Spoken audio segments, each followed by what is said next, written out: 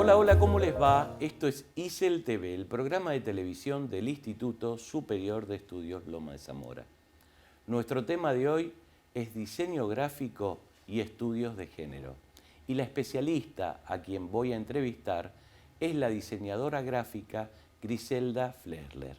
Bienvenida, Griselda. Gracias. Te agradezco que estés aquí en nuestro estudio. Gracias a ustedes por la invitación.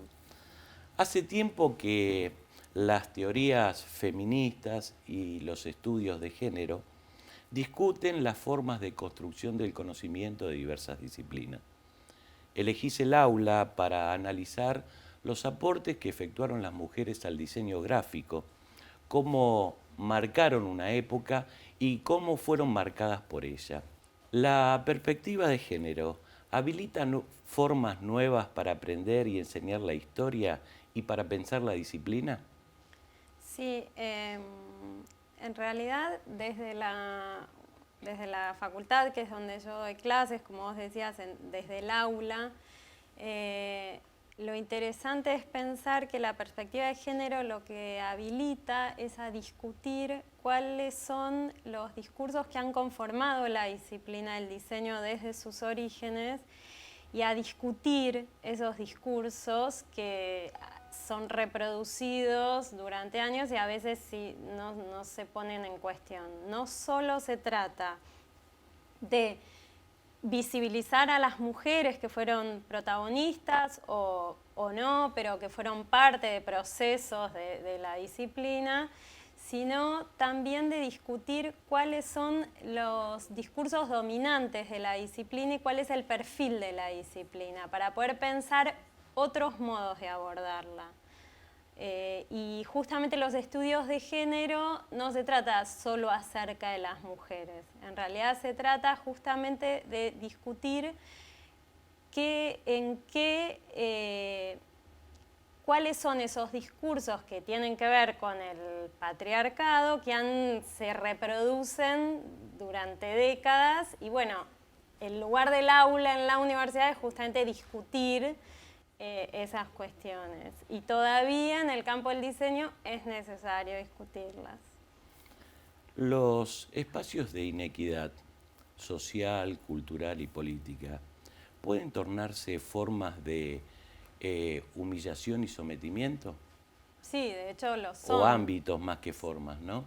Sí, sí, de hecho lo son, o sea, en términos generales, vivimos permanentemente, de hecho, bueno, lo vemos permanentemente hasta en las noticias, digamos, o sea, cómo esos ámbitos de violencia, de humillación se ven reflejados en la vida cotidiana. A mí lo que me interesa desde el ámbito que a mí me ocupa es trabajar con la cuestión de la violencia simbólica. Hay otros profesionales que trabajan otras áreas, podemos pensar en la violencia física, ¿no? A mí me interesa desde el campo del diseño gráfico y del diseño en general trabajar la cuestión de la violencia simbólica. Nuestra universidad es la Universidad de Buenos Aires que trabaja, donde yo trabajo es una universidad que tiene la carrera de arquitectura y de diferentes carreras de diseño. Y a mí me interesa abarcar todas esas áreas. Cuando pensamos en violencia simbólica podemos pensar en cómo se distribuye el espacio en las ciudades para determinados grupos identitarios y hay algunos espacios en la ciudad que están como más habilitados para determinadas identidades de género que para otras. Y me parece que eso es como uno de los temas interesantes en términos de violencia simbólica, cuando el diseño puede operar como una buena herramienta para detener ese tipo de violencia.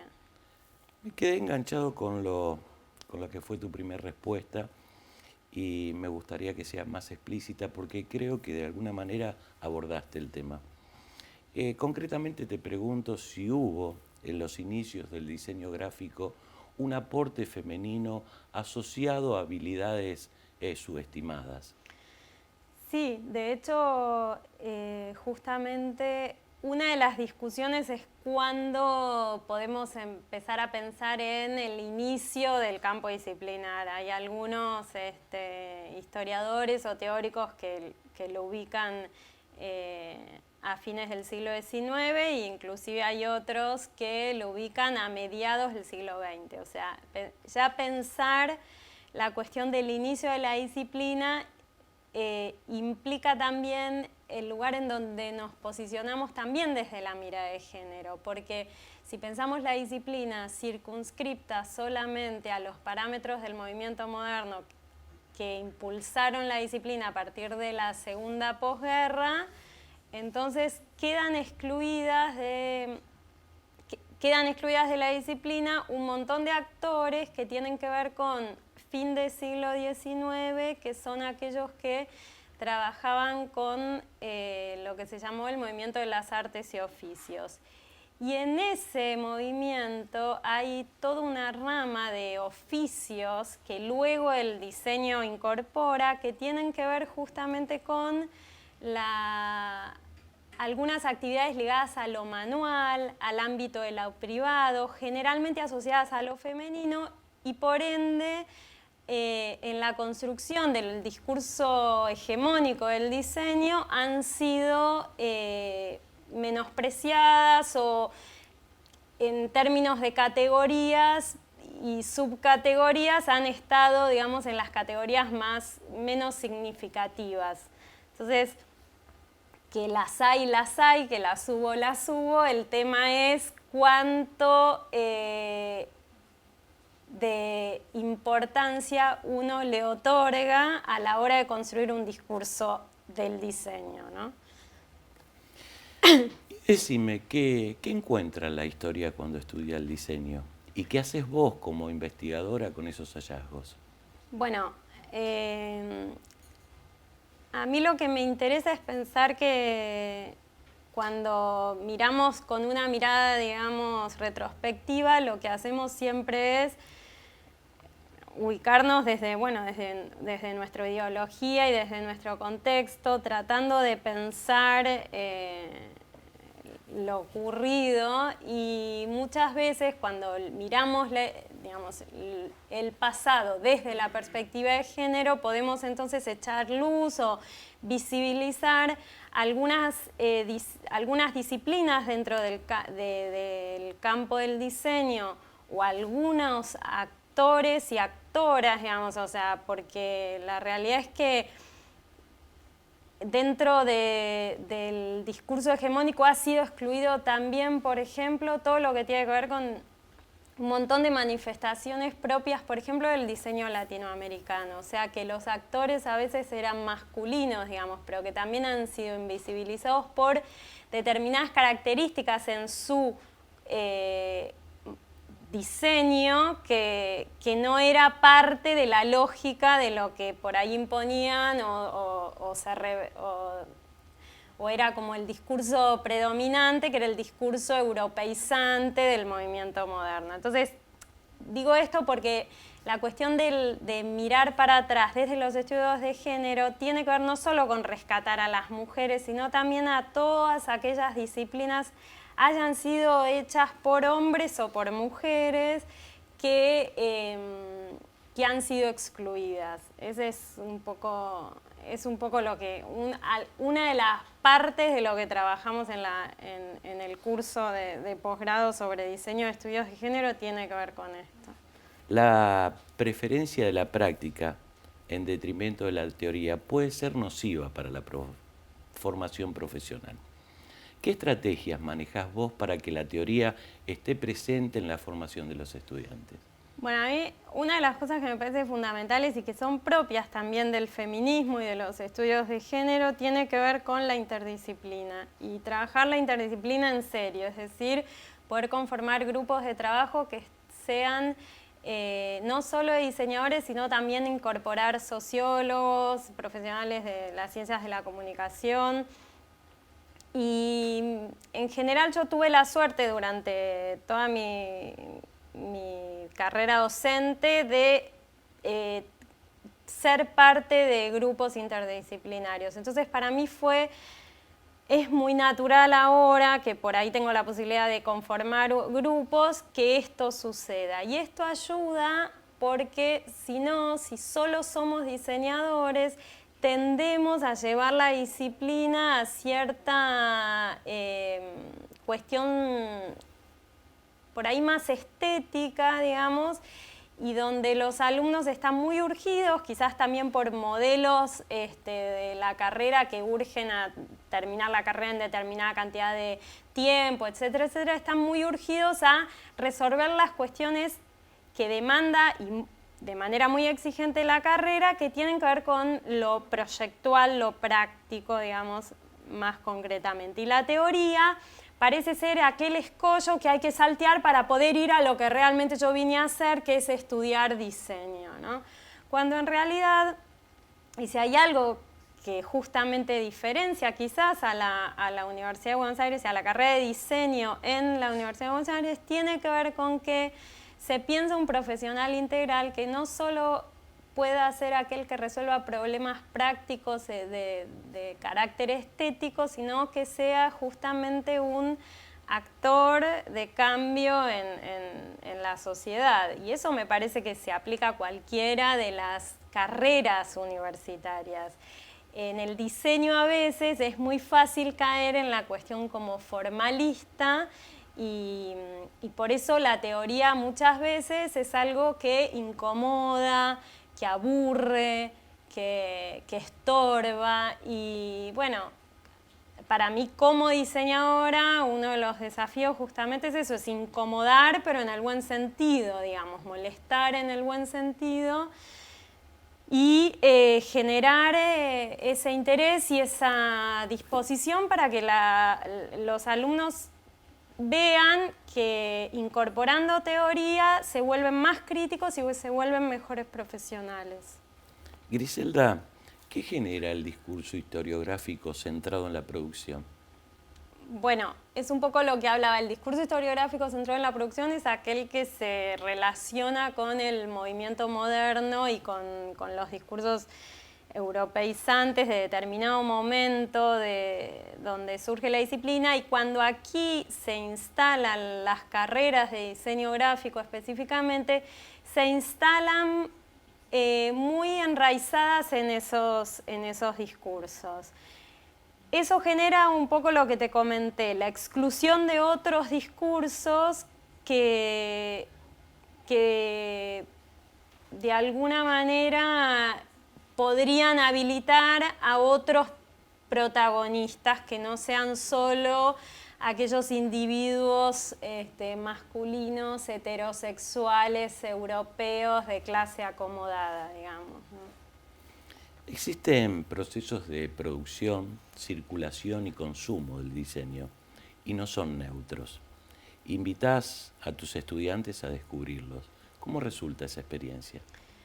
Bueno, justamente de eso se trata, de pensar que el diseño no es neutro en el sentido de que a partir de pensar el diseño desde esta perspectiva, en lo que pensamos en realidad es en cómo se conforma el sentido de los procesos de circulación, de consumo del diseño. Y esa construcción del sentido no es una construcción amable, hay una pelea de poder dentro del campo disciplinar, de poderes dentro del campo disciplinar, y justamente el diseño y las diferentes manifestaciones del diseño muestran eso. Entonces, para los alumnos sentir que son parte de discutir cuáles son los límites de su propio campo disciplinar, es estimulante. Asegurás que el diseño es una práctica clave en el ámbito de la cultura, el entretenimiento y la formación ideológica. Te pido que nos expliques dónde radica o dónde está el poder de esa práctica. A mí lo que me parece que es interesante y que te lo mencionaba antes tiene que ver justamente con pensar en términos de cómo se construyen los discursos dentro de la cultura y cómo el diseño es parte de la comunicación de esos discursos y cómo el diseño es parte de todo lo que hoy vemos en términos de medios de comunicación y eso implica responsabilidades. Hay una ley sancionada en este país de violencia, digamos una ley de protección general hacia las mujeres, sancionada en el 2009, y uno de sus artículos justamente habla de la cuestión de la violencia simbólica y específicamente de la violencia simbólica en los medios de comunicación, de cómo intentar no generar estereotipos, de no cosificar a las mujeres, pero también a los homosexuales, por ejemplo, o a las travestis, digamos. O sea, hay todo si se quiere, una protección legal que tiene que traducirse en una práctica cultural y el diseño es una herramienta para eso y no puede transformarse en una herramienta para fijar estereotipos, por ejemplo. Entonces, en ese sentido es que me parece que es importante, bueno, pensar el diseño desde la perspectiva de género. Y entonces, ¿cuáles serían las notas distintivas de un diseño meramente formalista en detrimento de otro tolerante y abierto a la diversidad? Bueno, en realidad hay muchos ejemplos de cómo vemos al diseño fijando estereotipos, y pensar la cuestión del diseño en términos meramente formalistas es un poco esto que te comentaba, de pensar que los diseñadores estamos solo para venir a ponerle color al mundo y maquillarlo. Otros piensan, otros hacen y nosotros lo que hacemos es ponerlo lindo, maquillarlo, ¿no? Ponerle onda. Y en realidad justamente el pensamiento proyectual, entendido desde mi perspectiva, es justamente pensarlo como esta conjunción entre la teoría y la práctica y no como carriles paralelos. Entonces pensar en un diseño que solo sea formalista es pensar en realidad que no tiene implicancias ideológicas, políticas, nada de lo que nosotros hagamos y con lo cual eso entonces también nos libera de cargo, ¿no? Y de culpa y nos libera de responsabilidades. Y me parece que como profesionales, esas son responsabilidades que tenemos que asumir y me parece que hoy más que nunca, cuando por ahí el tema está más instalado en el sentido común. ¿Puede hacerse un análisis antropológico de las tipografías a partir de la representación que generan? Bueno, yo aparte de trabajar en el curso de posgrado de diseño y estudios de género en la UBA, trabajo como jefa de trabajos prácticos en la materia de tipografía. Entonces, lo sabemos, por eso te preguntamos. Exacto, entonces en esta materia justamente trabajamos y tratamos de establecer como estos digamos, de pensar a la tipografía no solamente en términos formales, sino también, bueno, cuáles son los sentidos, las lecturas que podemos hacer de esas tipografías en términos, por ejemplo, desde una perspectiva de género.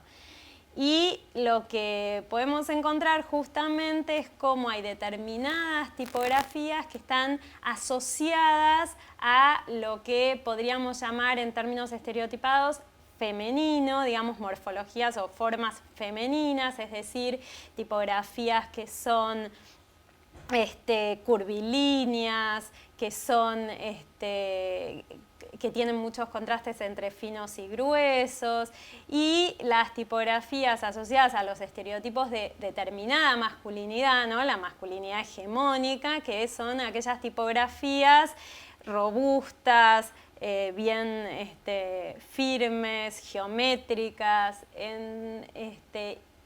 y ahí, a partir de ahí, podemos ver los usos de esas tipografías y cómo se va reproduciendo y fijando estereotipos a partir de eso. Entonces me parece que esa perspectiva vuelve interesante también la cuestión de la tipografía, por lo menos para mí, que me divierte y me interesa ver las cuestiones del diseño desde la perspectiva de género.